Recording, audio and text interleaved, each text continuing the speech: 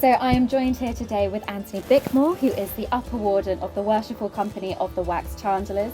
Anthony, thank you very much for having us here today. Well, lovely to see you. So we're here to talk about Pollinating London Together. So would you like to give me some background information on what this initiative is? Yes, the initiative is an initiative to raise awareness of the importance of but decline in the number of pollinators. So that's the sort of core piece. Behind that is then a piece about why the Wax Chandlers involved in that.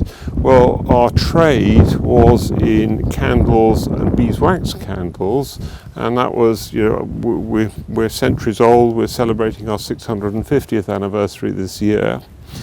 So we've always had an interest in the honeybee and beeswax, which of course presents a problem for pollinating, thinking about pollinators in the round, because it's not only the honeybee that's a pollinator. So there's all sorts of different bees that are pollinators.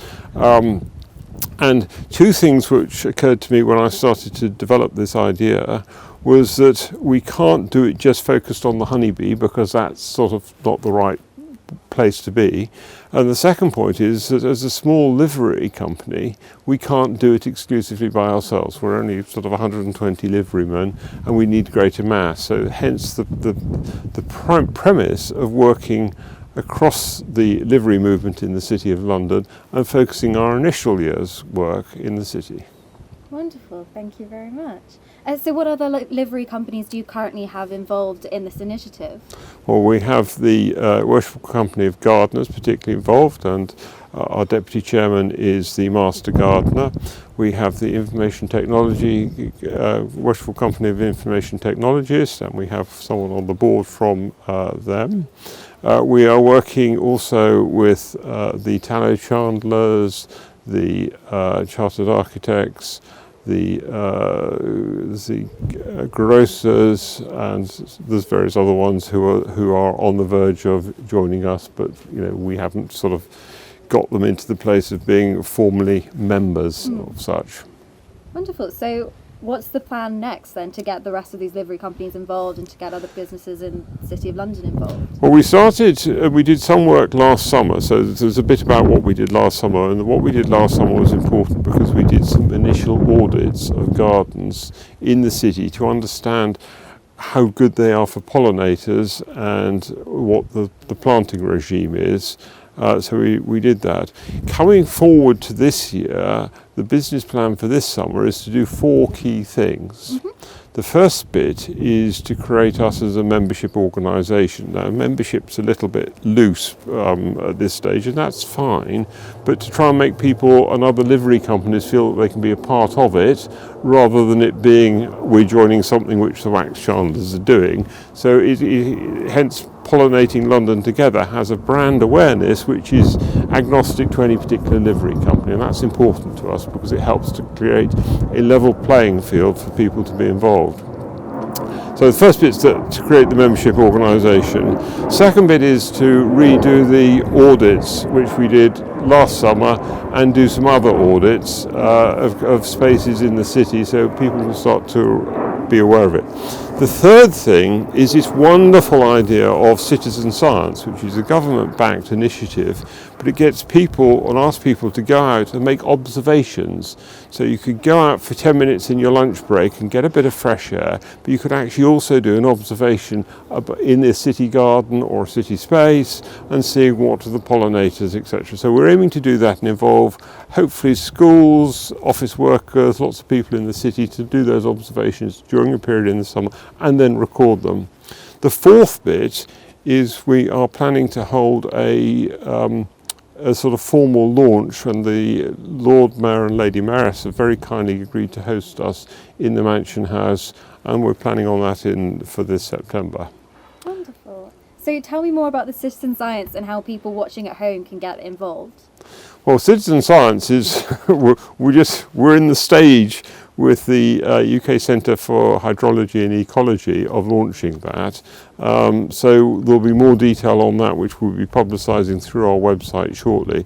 But the principle is to get people and lots of people engaged, and it doesn't matter if you're not in the city, you could do it at home and you could contribute, and by collecting lots and lots of data, it enables those who manage data to build up a bigger national picture.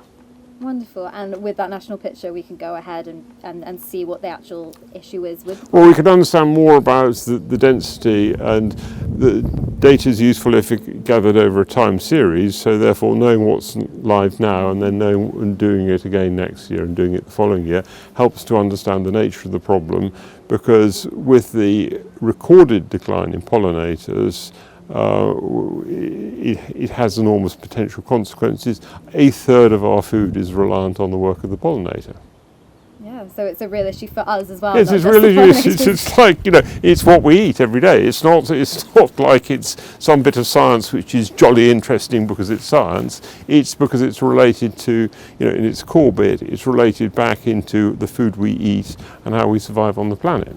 Yeah, it's not all food, but it has a big impact on that. Yeah, so people really should be wanting to get involved and see how we can help these pollinators. Yes, because it's part of the natural environment, and there is a growing awareness that we need to take care and account for the value of the natural environment, rather than just seeing it as something which is free, everybody can use it, and it doesn't cost us anything, in the sense that there is a cost to it, because if we lose it, it's immensely difficult to replace. And that was a bee, a bee coming and tuning into the a wonderful cameo. So do you have bees and your interest in pollinators? Yeah, well, I mean, I joined the Wax Chandlers because I am a beekeeper and therefore wanted to join a livery company in which I had an interest in, and indeed just over there I have 4 beehives, and it's a delight to see. On a warmer spring day, they are just hoovering up the pollen and nectar and bringing it into the hives, and you can see it on the different coloured pollens on their back legs. Do you have any final messages for people at home and other livery companies and other citizens of how they can get involved with Pollinating London Together? Well, there's firstly to look at the website and see what we're doing there. Obviously, it's an organisation, we need some administration, so if people would like to make a donation, they can do that through the Just Giving on the website, which is one way of helping. But more importantly, maybe people could look at their gardens, their window boxes, and see whether they're planting plants which are friendly to pollinators. For livery men, it's whilst we are focusing our work as Pollinating London Together in our first full year of operation on the city and central London, many of the livery people will go back to houses with gardens, and therefore maybe they can think about planting things which are a bit more friendly for pollinators, encouraging them, or putting in a bee hotel which will provide some space just to encourage bees and then stimulate the interest, because as I said at the outset, our focus was on the importance of but decline in pollinators and to raise awareness of that. So what we're aiming to do is to do that across the piece, and it's all pollinators we're interested in rather than the honeybee. So over lockdown, Pollinating London Together has been filming a selection of short videos to help people at home to get involved and to find out more about this initiative. So the first video will be coming from the very well-respected broadcaster and horticulturist David Dominy, who'll be taking you through a wide range of selection of plants that you can plant at home. Now these are my hives at the bottom of the garden. We've had them here for about a decade, and these lovely bees produce honey for myself and my family. But if you want to help bees in your garden, you don't have to have hives, because there are many other different types. In fact, there are over 250 different species of bee in our gardens. And you know, bees have been about on this planet for a long time. In fact, the oldest recorded bee was found in Myanmar, 100 million years old. Can you believe it? So the next video is from 4 interviews of people involved in the Pollinating London Together initiative, from friends to policymakers themselves. They will be talking about the importance of these sorts of initiatives and getting pollinators to thrive in and out of our environment. It's interesting to see how the government has been working together to create policies and implement them into our daily lives. Well, there's a huge range of pollinators, but of particular interest to the wax chandlers, obviously, is the honeybee, which has only one. Also, there are lots of bumblebees. There were originally 24, 2 are already extinct, which is tragic, and there are a few more that are in the sort of dangerous category. And of the solitary bees, there are about 220 different types of solitary bees. I'm not sure about hoverflies or the beetles or moths and butterflies, but we all are aware of how our lovely pollinators are under threat. I've been teaching for years how important open spaces and gardens are for good health.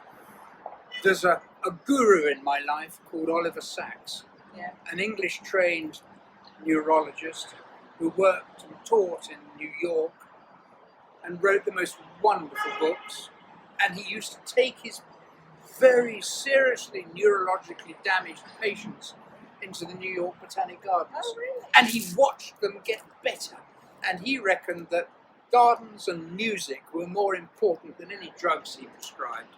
And he watched his patients with dementia, with Parkinson's disease, with debilitating long-term neurological illness all get better. And patients who couldn't do their shoelaces up could do it. Put some seedlings in front of a patient and they knew what they were doing. And he was inspirational, and he was my sort of guru for how important open spaces and gardens are for long-term health. If you love nature, you can't help but notice that creatures of all kinds are becoming more scarce, that the natural tapestry of life in our country is becoming more threadbare.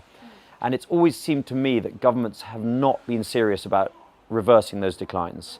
We've had kind of tokenistic announcements and little gimmicks, but nothing serious until now. And it feels that on a global level, but also here at home, for the first time, governments are really genuinely serious about turning the tide. For example, if you look at the agriculture bill, which is going through Parliament at the moment, several £billion of agricultural subsidies handed out each year are now going to be contingent upon stewardship and healing of the natural world. Public money for public good is the term used to describe the policy, and it's going to be the biggest win for nature that we've ever seen. There's so much we can do in trying to manage our rural areas better, but there's also these places, our towns, our parks, our gardens, the green infrastructure in urban environments are so important, and creating that connectivity through cities like London and designing in pollinator species and thinking about biodiversity and the pyramidic effects about it. If you haven't got pollinators, you don't have anything. And it's so important. And that's why I think that what's happening in some boroughs, and certainly in the City of London, in their biodiversity action plan strategies, is important, but it needs to be right across this huge global city that people come to. This can be an absolute beacon for biodiversity and for green infrastructure. Well, that's excellent. It just shows, I think, how many small actions can help, and it's not necessarily the big gesture, so it's excellent to hear that. Thank you. The next video shall be focusing on how property developers are responding to the public interest in the environment and sustainable projects. So we will be talking to Val, who is the master of the Worshipful Company of Chartered Architects, looking at the responsibility and the accountability of these property developers in the city. We were, of course, delighted to collaborate with the Worshipful Company of Wax Chandlers on their Pollinating London Together programme, because sustainability is at the heart of our agenda for the built environment. And there is no doubt this is a really important agenda. We need offices for humans to work in, but we have to balance the human demands with the needs of nature and of environment. Carbon reduction, human well-being, working effectively, planting and nature now and for the future. Chris Dyson, an award-winning architect, will be showing us some of the buildings in London that have really taken sustainable development to heart and innovative office spaces. There are other spaces in the city which we don't really know about, and I think more and more these things are becoming chartered because they're being valued as a space. I mean, I think people will find that they can work in them. They don't have to be in the office building. They could be in the office building within a few minutes, but they could be working out here as well. And that would be good for their health and well-being and for for the use of the spaces as well. Several benefits. Yes, yeah. Dusty Gedge will then be talking about the importance of roof gardens and how they have become such an influential aspect in development in London. 32% of the roof space in central London, and probably about 38 in the city of London, could be retrofitted with a green roof like this tomorrow. Tomorrow. Wow. Without any structural process, because we build a lot of roofs in the city of London and central London with paving slabs and shingle. Okay. You remove the paving slab and shingle and you replace it with the equivalent weight. You don't have to do any structural uplift. And it's actually 120 kgs per square metre, if you really want to know. Oh, wow. Which means you could actually make the city of London one great big nature reserve. And Colin Buttery will be taking us through some of the parks in London, showing how they have become influential spaces for pollinators to thrive. I think, again, the city's within the square mile owns about 170 small open spaces. And over a period of time, through the Biodiversity Action Plan, we are gradually improving the type of planting that we have. So we are focusing on things like native species as being the primary way of helping wildlife. And certainly all of the planting here at Greyfriars and elsewhere, when we have the opportunity to change bedding, and we're looking at things like perennials, shrubs and tree planting, we are looking at species that are supporting pollinator species. So, you know, in terms of things like at this time of year, plants that are still flowering include the very late flowering things like you've got ivies, you've got various climbers that are still flowering. And I think that's one of the important things, is to have flowering plants throughout the year. So the final video will be looking at some of the extraordinary examples of garden architecture that happen in both the city and the further country. First of all, there'll be Heather Barrett-Mould, who is from the Worshipful Company of Gardeners, talking about the Flowers in the City award and building up the gardens in the Guildhall Yard. But within the city, actually, as we're here, one of the things we do is we build a garden on Guildhall Yard every year. And it's a bit like a Chelsea garden, and the idea is to advertise the big curry. So it's built a month before the big curry lunch, and it stays there for a whole month, so it has to be looked after for that length of time. Next up is a seminar from Tim Smith, who'll be taking us through his work with the Eden Project, focusing on the British black bee and what plants you can be putting in your own garden. The Wildflower Centre has taught us two things, one of which is to only get your pollinating plants or pollinators correct is a bit like starting a hospital and only having a plastic surgery capacity. You've got to look at wildflowers and pollinators as part of an entire ecological system.